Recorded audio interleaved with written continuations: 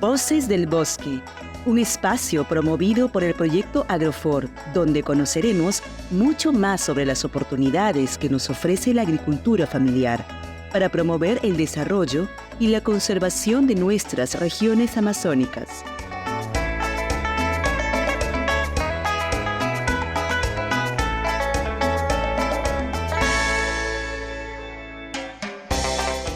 ¿A qué llamamos agricultura familiar? ¿Cómo contribuye al desarrollo económico, social y ambiental? ¿Qué potencial tiene en las regiones amazónicas? Bienvenidos y bienvenidas al primer episodio del programa Voces del Bosque. Soy Alicia Medina y a lo largo de estos programas tendremos diversos invitados e invitadas con quienes aprenderemos de sus experiencias y conocimientos sobre temas como agroforestería, conservación y sostenibilidad. Sin más preámbulo, les presento a nuestra primera invitada. Ella es científica senior de sistemas de uso de la tierra en CIFOR-ICRAF. Su experiencia se centra en la caracterización y las trayectorias del uso de la tierra y los sistemas agrícolas de los pequeños agricultores en los trópicos de África Central y América Latina, y en los procesos sociotécnicos de transición hacia una producción sostenible. En los últimos años, ha estudiado la dinámica de la cobertura forestal en contextos de pequeños agricultores y los mecanismos causales que le impulsan. Actualmente coordina proyectos de agroforestería para evitar la deforestación y propiciar la restauración de pequeñas áreas agrícolas en la Amazonía del Perú. Así que damos la bienvenida a Valentina Roviglio. Hola, muchas gracias. Muchas gracias para darme este espacio. Gracias a ti, Valentina, por acompañarnos.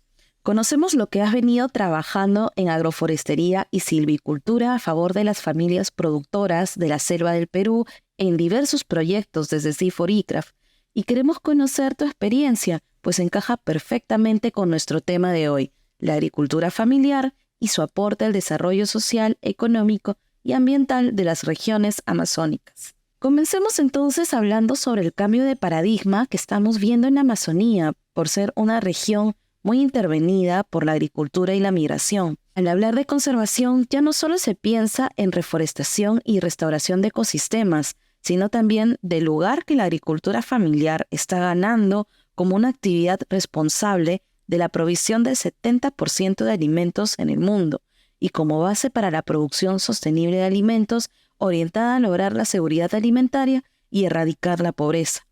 Entonces, desde tu experiencia, coméntanos, ¿por qué consideras que se está dando este cambio de paradigma? ¿Qué factores están influyendo para que la agricultura a pequeña escala ya no sea vista como la causa de la deforestación, sino como una aliada para la conservación del bosque? Ay, buena pregunta.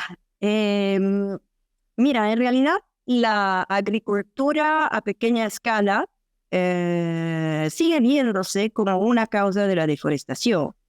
Y de hecho es una causa de la deforestación. Pero como hay muchas maneras para ver en la agricultura familiar de pequeña escala, cada vez más se está viendo a los actores que practican una agricultura a pequeña escala como actores que pueden volverse en conservadores de los bosques. Entonces, tenemos los dos elementos juntos, lo que depende, lo que va a definir el rol de la agricultura a pequeña escala en conservar o degradar los recursos naturales, va a ser las oportunidades que se le dan a estos actores para poder conservar. Y algo muy importante que es, creo, algo que es algo que se está generando un poco en el discurso, es la evidencia que muchos de los agricultores, y esto se ve, por ejemplo, en el Perú, en los datos de Senagro, manejan bosques en sus unidades productivas, conservan bosques y son bien conscientes de la importancia de conservar a los bosques. Que lo puedan hacer va a depender de qué tanto van a lograr buenas condiciones para tener una buena productividad de sus cultivos, la posibilidad de vender productos, ser bien integrados en las cadenas de valores, tener buenos niveles de bienestar. Entonces, esto es lo que va a determinar su capacidad de conservar los bosques. El hecho de no necesitar expandir más sus cultivos, abrir nuevas áreas, tumbar a nuevas superficies. Muy bien, ¿y podrías comentarnos cuáles son las principales características de la agricultura familiar de hoy y cuáles las principales amenazas a las que está expuesta? Hay muchas características. Los agricultores familiares son millones y con características muy distintas. Nosotros los investigadores le decimos tipologías, tienen orientaciones diferentes dependiendo por ejemplo, del cultivo principal, del cual traen sus medios de vida, su bienestar. Puede ser cacao, puede ser palma, puede ser café, puede ser un poco de todo, pueden ser productos forestales no maderables, y pueden ser de diferentes tamaños, entonces grandes, pequeños, medianos, con ganados, entonces de verdad es un universo de actores muy diferentes, pero las características socioeconómicas principales de estos actores es el tamaño pequeño, un nivel de tecnología bajo, la utilización de la propia mano de obra familiar y también un vínculo mucho más estrecho con las características de los contextos naturales de los territorios en los cuales viven. Muchos ven esta agricultura como algo tradicional, como algo que se tiene que cambiar, que hacer es más tecnificado, mucho más, digamos, agroindustrial, pero es una característica propia de los pequeños quedarse con estas, digamos, con estas maneras de manejar sus insumos y las pequeñas superficies que ellos manejan. Hay varias amenazas que, digamos, los grupos sociales de los agricultores familiares, los más pequeños, son los grupos más vulnerables de la sociedad rural.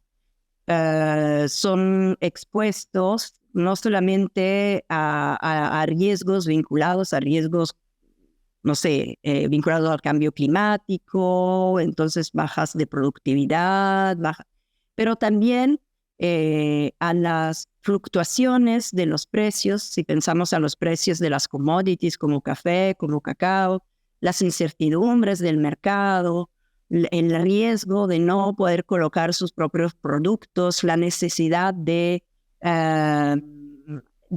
tener créditos, pero con el riesgo de endeudarse. Entonces son muchísimos las amenazas a las cuales están expuestos, y mucho también vienen de cómo se están estructurando los mercados y las cadenas de valores en los cuales ellos están integrados. Hay algunas cadenas de valores que lastimosamente no logran incluir, darle a estos actores la agencia, el liderazgo que ellos merecen, y agricultores que han venido vendiendo sus productos de café, de cacao por años, siguen siendo, digamos, luchando cada día sin ver que realmente sus ingresos, su bienestar se mejora. Y esto es debido a las incertidumbres, a las características del mercado. Entonces hay mucho por hacer para apoyarlos, para capacitarlos, para darle la seguridad o condiciones que generen una situación, un contexto de resiliencia en sus medios de vida. Gracias, Valentina. Muy interesante todo lo que nos estás comentando. Y ahondando más en el tema, se piensa mucho que la agricultura familiar solo beneficia a las propias familias que se dedican a ella, pero ¿cuál es el verdadero impacto que tiene en la dinámica social y ambiental de las regiones amazónicas como la nuestra? ¿Podrías darnos algunos ejemplos de ello? Bueno, de verdad, los agricultores familiares están al centro de muchísimas dinámicas sociales, por ejemplo, y ambientales, pero las dos cosas son vinculadas. Por ejemplo, podemos pensar al tema de la migración, ¿no? De la migración de muchas familias que se mueven entre diferentes regiones. Tenemos la imagen típica de pobladores de la zona más andina que bajan, por ejemplo, en Puerto Maldonado se encuentran muchísimas personas que vienen de Puno, que vienen de Cusco, pero también hay migraciones entre regiones amazónicas, hay migraciones por temporadas, y todo esto genera un flujo de capitales, un flujo de conocimiento, un flujo de relaciones, un flujo de integración con diferentes territorios. También los agricultores familiares, dependiendo del tipo de prácticas que ellos asocian en su cultivo, si utilizan árboles, si manejan purmas, si conservan bosques, pueden ser al centro de programas de recuperación, de restauración, de la capacidad de los territorios de provisionar servicios ecosistémicos, mejorando el suelo, mejorando la calidad y la cantidad de agua, contribuyendo a la conservación de la biodiversidad. Y todo esto produciendo alimentos, produciendo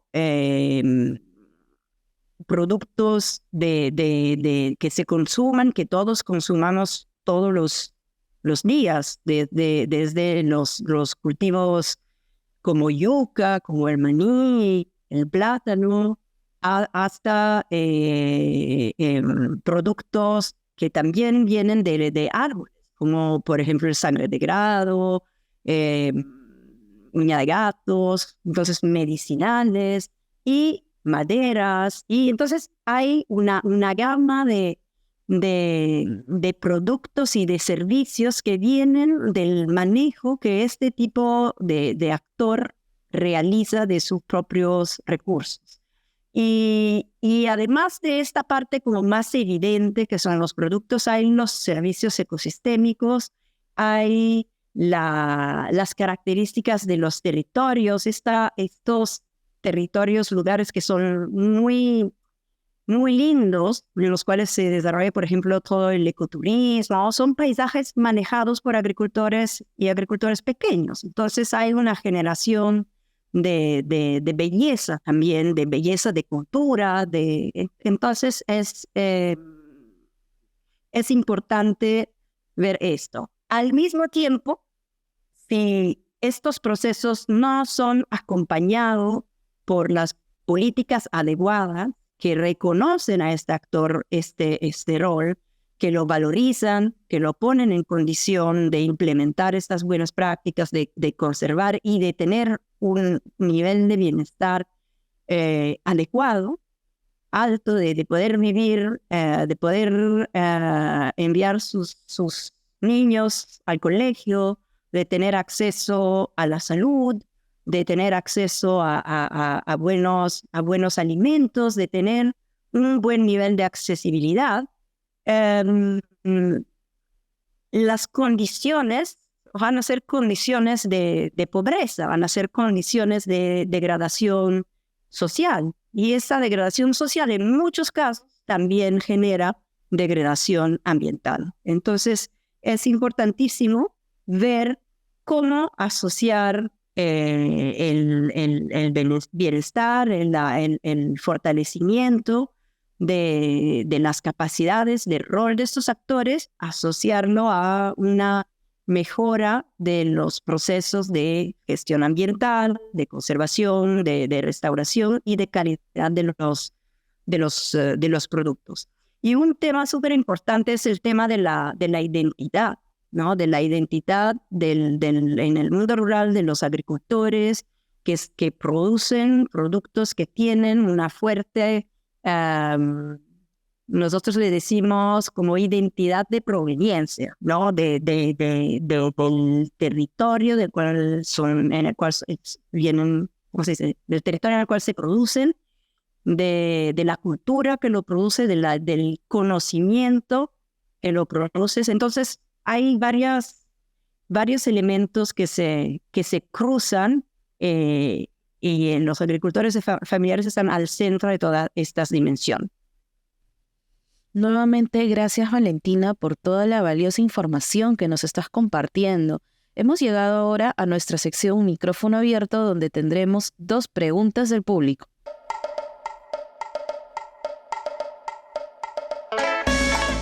Recuerden que pueden encontrar este y todos nuestros programas y podcasts en la página web de Agrofor, www.agrofor.info, y en otras plataformas como Spotify, Instagram, Facebook y Twitter.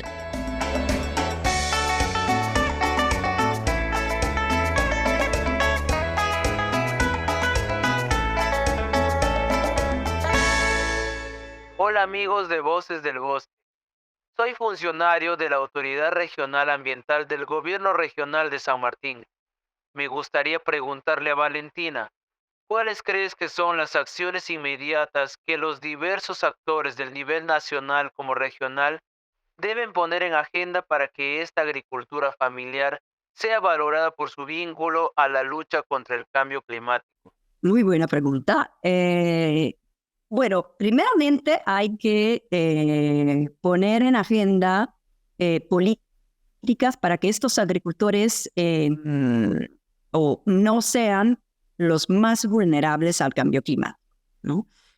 Porque sí hemos visto que, por ejemplo, el café en sí es un cultivo muy vulnerable al cambio climático. Entonces, por consecuencia, los cafetaleros pueden ser expuestos al impacto del cambio climático. Entonces la primera estrategia es pensar en cómo reducir su vulnerabilidad, generando oportunidades que permitan a estos agricultores de aprovechar, de diversificar sus medios de vida, sus productos, de poder aprender nuevas maneras de producir y manejar sus recursos naturales.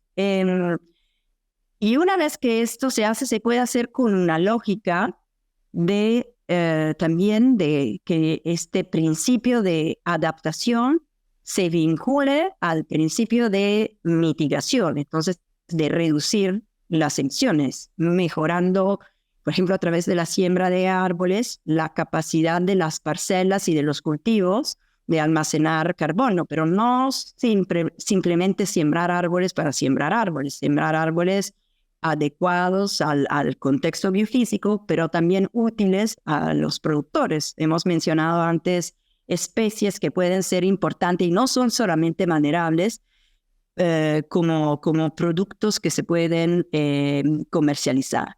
Y también generar políticas que hagan atractivo por los agricultores conservar los bosques, lo que significa construir capacidades para manejar estas parcelas de bosques que se encuentran en los territorios manejados por los agricultores, saber cómo manejarlos, saber cómo sacarle servicios, productos y cómo regenerar estos servicios y estos productos. Esto implica invertir en asistencia técnica, en difusión de conocimiento, en generación de cadenas de valores y fortalecimiento de estas cadenas de valores. Hay varios puntos de entradas Y esto lo que es importante es que se va a generar tomando una visión integrada, ya no ver solamente el agricultor como un agricultor productor, pero como un agricultor que maneja recursos naturales, que produce alimentos, pero al mismo tiempo que produce servicios, que genera servicios, y que son al centro de de las estrategias para reducir el impacto del cambio climático, conservar biodiversidad y también poniendo al centro de todo esta movida, la inclusión social. Gracias, Valentina, por tu respuesta. La segunda pregunta llega desde la región Amazonas. Hola señora Valentina, soy Ana, agricultora de la región Amazonas. Quisiera preguntarle, ¿cómo crees que los agricultores debemos involucrarnos con nuestras autoridades para que nuestra actividad potencie sus planes de lucha contra la deforestación? Sí, muchísimas gracias. Bueno, las autoridades, hay mecanismos que se están desarrollando y de hecho hay bastante debate alrededor de esos mecanismos porque todavía se quedan un poco desconocidos, pero se están definiendo mecanismos como por ejemplo los contratos de cesiones en uso para sistemas agroforestales que permiten a los agricultores de formalizar sus actividades productivas, tanto las actividades forestales, el manejo de árboles, de purmas, como las actividades agrícolas. Y para hacer esto, son las mismas autoridades que tienen que acercarse a los agricultores, pero es importante que los agricultores también sean informados. Entonces, acercarse a las autoridades locales, a las autoridades regionales, informarse, escuchar la radio y saber cuáles son las etapas, por ejemplo, para poder acceder a servicios de asistencia, a servicios, a los contratos CUSAF, a entrar en o difundir informaciones, por ejemplo, a través de las organizaciones de los productores, los gremios. Hay varias maneras para involucrarse y es importante que las autoridades también tomen su rol, se acerquen más al campo y que entiendan lo que pueden ser los retos y las dificultades de los agricultores en el campo para ver cómo los diferentes instrumentos que existen puedan adaptarse a los contextos locales. Y lo estoy pensando más que todo por este mecanismo de los contratos de cesiones en uso para sistemas agroforestales. Muy bien, esta conversación ha sido muy interesante porque nos ha brindado un panorama más amplio sobre el potencial de la agricultura familiar y su contribución al desarrollo local y regional. Bueno, ya hemos llegado al final de este episodio. Muchas gracias, Valentina, por habernos acompañado y muchas gracias a todos ustedes que nos están sintonizando. Con nosotros será hasta la próxima semana. Los esperamos.